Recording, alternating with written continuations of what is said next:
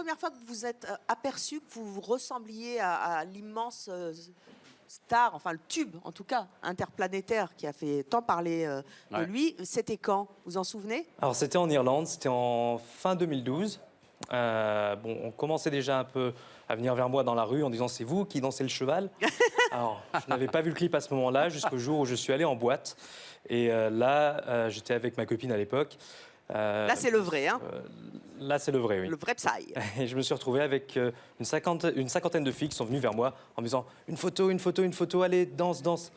Et à ce moment-là, j'avais toujours pas vu le clip. Donc après, ce qui s'est passé, c'est que le soir, en rentrant, je suis allé voir le clip. Et effectivement, j'ai vu ce mec qui s'habillait plus ou moins comme moi à l'époque, qui avait... Ce mec qui s'habillait comme vous. Ah oui, non, oui, c'est une précision. Il y avait quand même des importante. similitudes inconsciemment, en fait. Voilà, il y avait des... Ça, c'était... Donc ça peut aller jusque-là, en fait. Il y a une liaison aussi.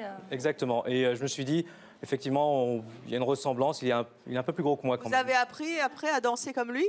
Alors, à faire le cheval? Voilà, par la force des choses, à force de me faire embêter, ma famille m'a dit, quitte à te faire embêter, vas-y, il y a peut-être une carrière à développer.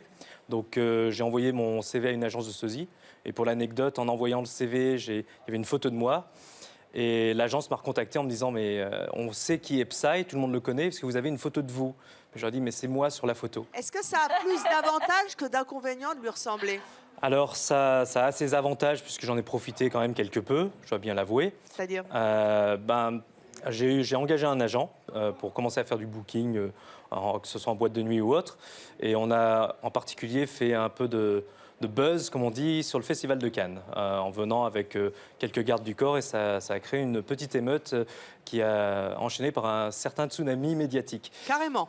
Je dois bien l'avouer. Après, l'inconvénient, et je pense que les autres invités pourront peut-être partager la même chose, c'est en fait vivre la célébrité de quelqu'un d'autre.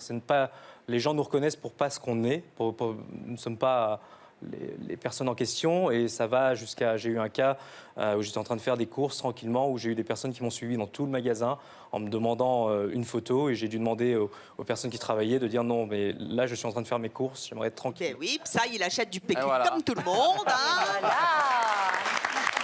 C'est ça, en fait. Et en plus, il parle français. Alors, Psy, vous allez rejoindre nos coulisses et revenir dans quelques instants.